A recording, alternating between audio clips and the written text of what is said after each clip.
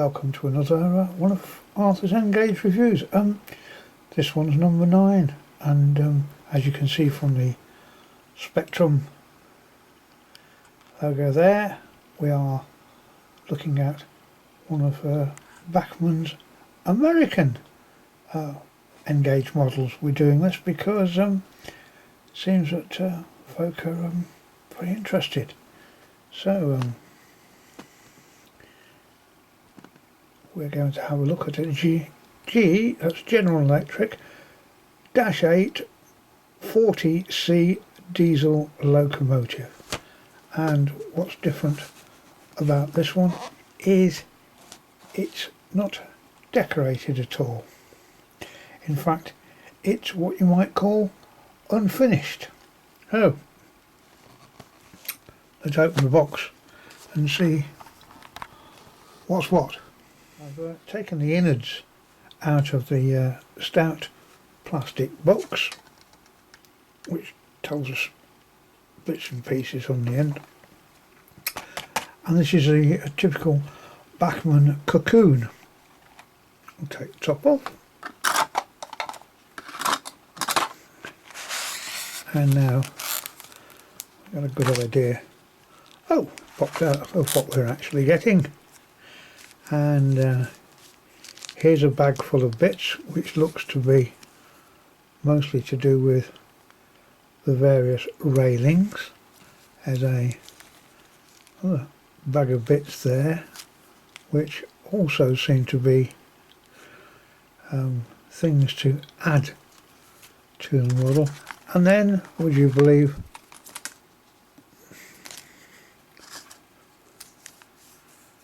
a third bag of bits. Those look like the windows to me, and a fourth bag which seems to have two lonely pieces of plastic in. There's the one, and there's another one there. God knows what that is. I don't know if you can see as we go along the side, there are no windows or no glass in the windows. Lots of holes for stuff to be put in around the window aperture there. You can see quite plainly the holes along the side for railings, and if I turn the model to the face, I hope you can see lots of holes. So there is a big chunk of finishing off and detailing to be done. Also, if one takes the top off,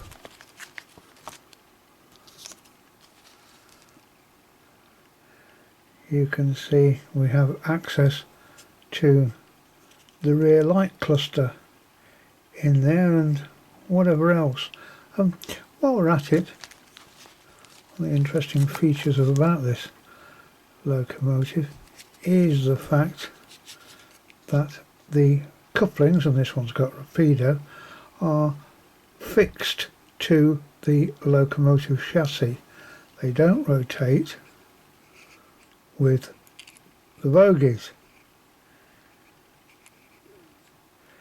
So that having been done means that this will go around quite tight curves for such a long model without fouling anything. Good design feature that. Obviously exactly the same on the other side. There we go. Plastic gear wheels, you can see that, and obviously this is the cocoa. Bachmann used to be known to be overscale in Engage, and I think they've worked on that quite a lot. That would be back in about 2003, and I have models that are made by Bachmann around that time which are seriously overscale when compared with the other American Engage manufacturers, but I think that is now a thing of the past. Anyway, to carry on. You can see in the cocoon here, but there's quite a deal of paperwork. If we turn it to the way around and see what Bachmann are actually giving us. One of these pieces of paper is a warranty. One is an advert for their catalogue.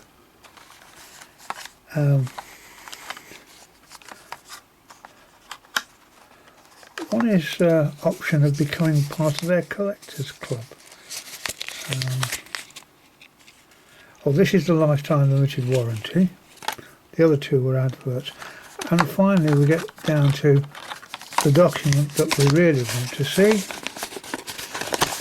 which is the one that tells us the do's and don'ts, and has got the exploded diagram, which is going to allow us to put all the bits in the correct places, hopefully, and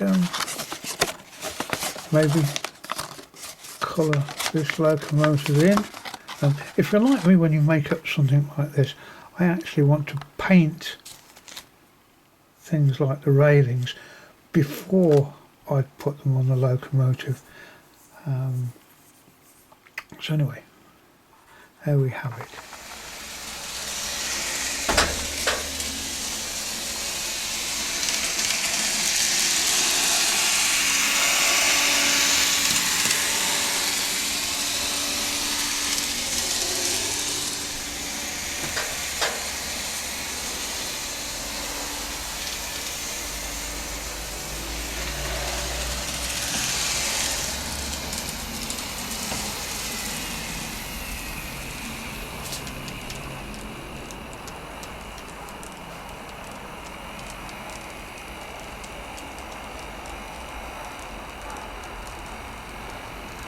So here we have our nice diesel going around doing its stuff.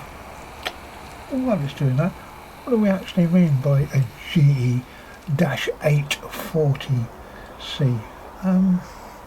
Well, GE, if you didn't already know, stands for General Electric, and they first entered the market for mainline diesel locos in 1959 with a 2,500 horsepower U25B, and then throughout the 60s and 70s they produced an ever expanding line of Universal Series diesels, which became widely known as U-boats.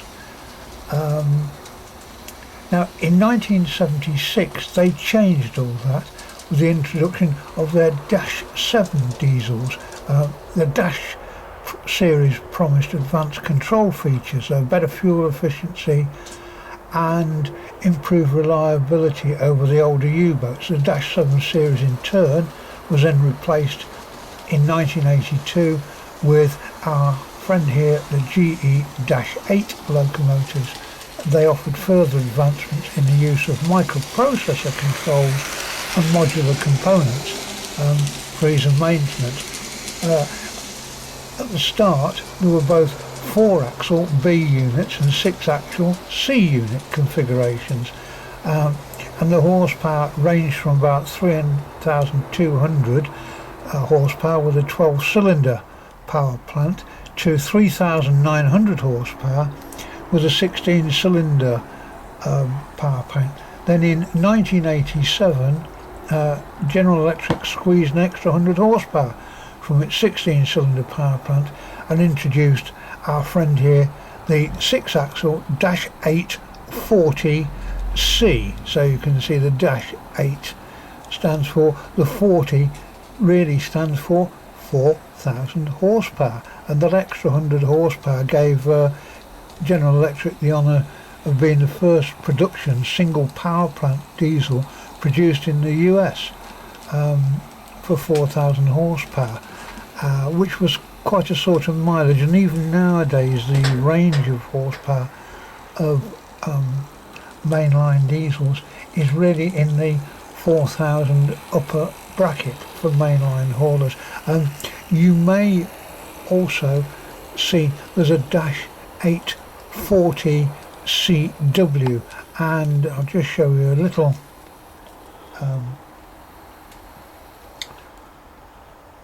picture here which shows the 840C and the 840CW side by side, and the W stands for wide cab, and that is the sort of configuration you see on a lot of these diesels nowadays. I hope that straightens things up.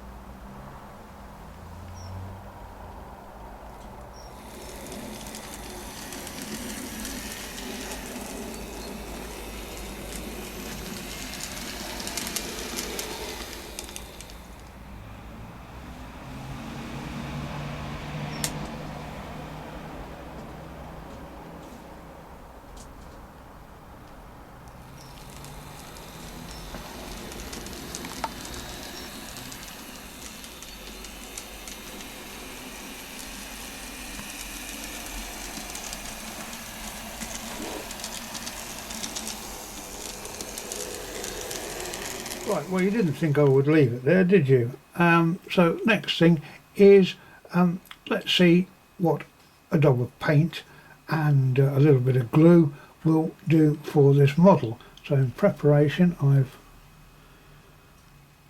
taken the top off and broken out a couple of paint pots, and which are from the excellent Vallejo Train Colours pack.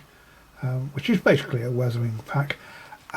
So let's see what we can do. Now, my own preference in painting Americans is for the Penn Central, but that was a railroad that ceased to exist a long time before this diesel came into being. So rule 1 is operating here. The Penn Central were basically black locomotives with white lettering, and I'm taking a bit of a risk here because the decals that I have on order haven't yet arrived. But just to brighten up the proceedings, I'm going to put some high visibility markings on those railings that we seem to have packets of, and I also thought that I would do the bogies in silver as a la Santa Fe type of finish, just to brighten up proceedings a bit. Anyway, let's see how. So here we have our diesel. It's now got a number and a few decals, a bit of paint on. Still not yet finished with all the detail, and at some stage we'll probably stop adding detail because it's really not worth it, and nobody's going to see such small parts. Anyway, enough yak. Let's see how she looks.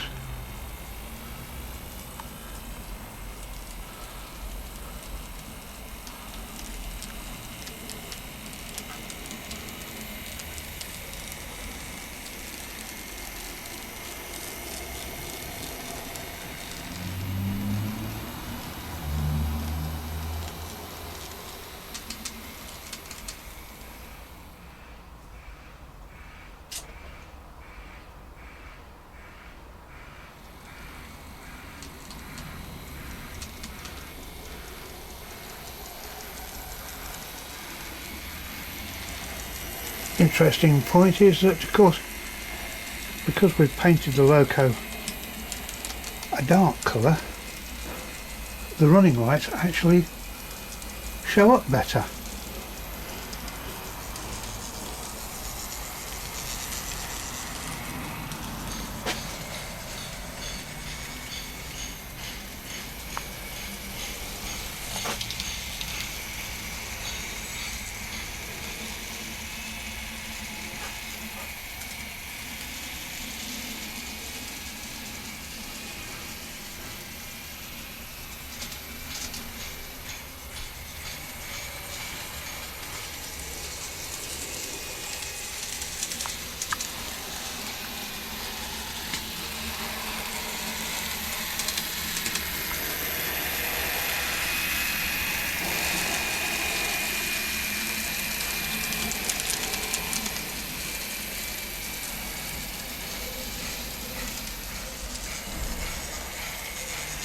Finally, a quick word about the decals.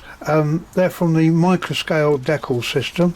Microscale make decals for all sorts of model adaptations, but if you haven't come across them, then it's worth knowing about them.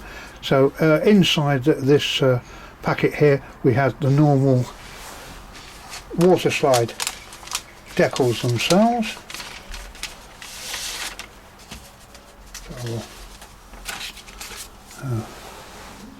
Nothing unusual there. What is good though and worth noting is that we now have a document which shows us where to position our decals on the various types of locomotive that the Penn Central used. There is numbers that were assigned to various classes as a guide as well, and even a mention here of the ACI label system, which was a very early barcode system for railway engines, which I knew very little about until now. So that's all part and parcel of the microscale decals, which I think is quite good. They're cheap as well. The only problem you do have, of course, is the postage costs from the USA. Certain of the decals are available in the United Kingdom, but in this particular instance I had to go to America for these.